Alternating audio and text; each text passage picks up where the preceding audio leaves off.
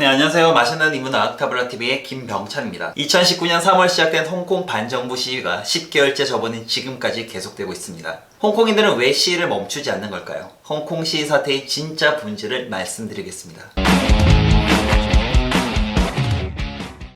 2019년 3월 소규모로 처음 시작된 홍콩 반정부 시위는 6월 들어 100만 명이 참가하는 홍콩 역사상 최대의 시위로 확대되었습니다.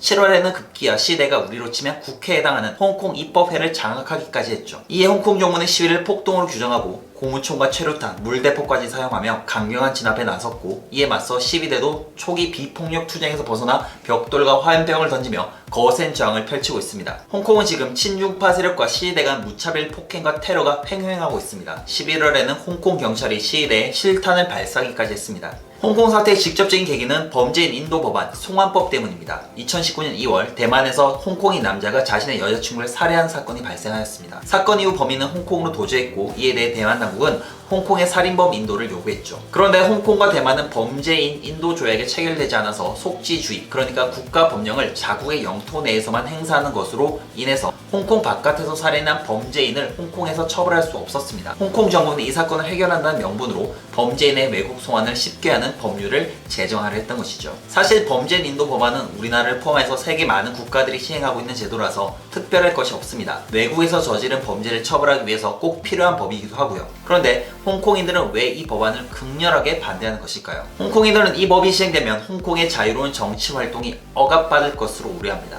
그 이유는 이 법의 적용 국가에 중화인민공화국이 포함되어 있기 때문입니다. 실제 홍콩인들의 우려는 근거가 있습니다. 2015년 홍콩의 한 서점에서 사장과 직원이 실종된 사건이 벌어졌습니다. 이들은 중국으로 끌려가 수갑이 채워진 채 강제로 구금되어 신문을 받았죠. 이들이 붙잡혀간 이유는 이 서점에서 판매한 책들 중 중국 공산당을 비판하는 책들이 있었기 때문입니다.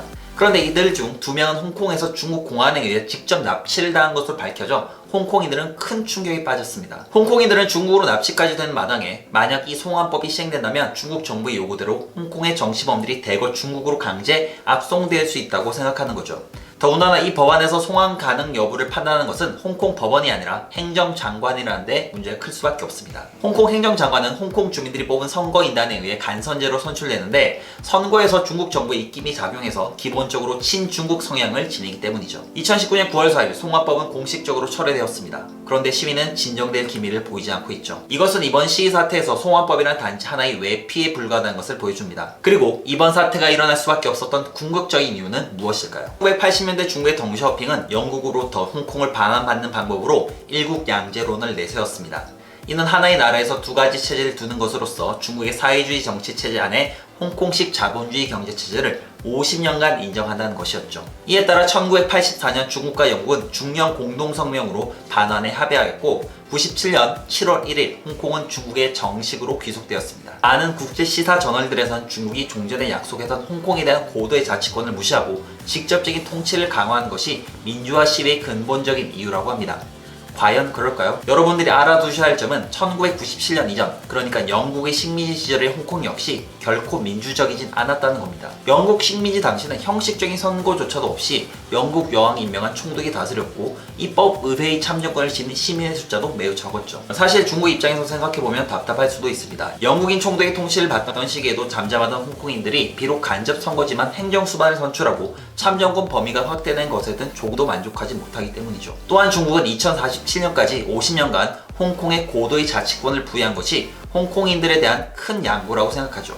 저는 홍콩이 영국 식민지 시기보다 더 민주화되었다거나 중국의 홍콩 정책이 괜찮았다고 얘기하는 것이 아닙니다. 중국이 아무리 일국양제 원칙에 따라 철저히 자치권을 보장했다 하더라도 언젠가는 이런 사태가 일어날 수밖에 없었다는 점을 말씀드리는 거죠. 왜냐하면 일국양제는 예초부터 불가능했기 때문입니다. 홍콩은 결코 지금의 중국과 양립할 수 없습니다. 홍콩이 지금같이 발전할 수 있었던 근본적인 이유는 우수하고 창조적인 인적 자원이 있었기 때문입니다. 도시의 승리라는 책이 있는데요. 저자인 에드워드 글레이저는 홍콩과 같은 도시국가의 흥망은 얼마나 우수한 인재들이 모여드느냐에 따라 달라진다고 주장합니다. 그럼 홍콩이 우수한 인적 자원을 가질 수 있었던 이유는 무엇일까요? 아이러니하게도 그것은 중국이 공산화되었기 때문입니다. 중화인민공화국이 들어선 후 마오쩌둥의 삽질로 시행된 대약진 운동과 문화 대혁명으로 중국은 사회 경제적으로 엄청나게 피폐해졌죠. 그런데 이 과정에서 공산주의에 반대하는 중국의 자본가들이 마지막 피난처로 삼은 곳이 바로 홍콩이었습니다. 그들은 많은 자본을 가지고 홍콩을 찾아왔고, 이 자본을 바탕으로 홍콩은 50년대부터 공업화를 시작해 60년대, 70년대 전자산업붐을 이룰 수 있었죠.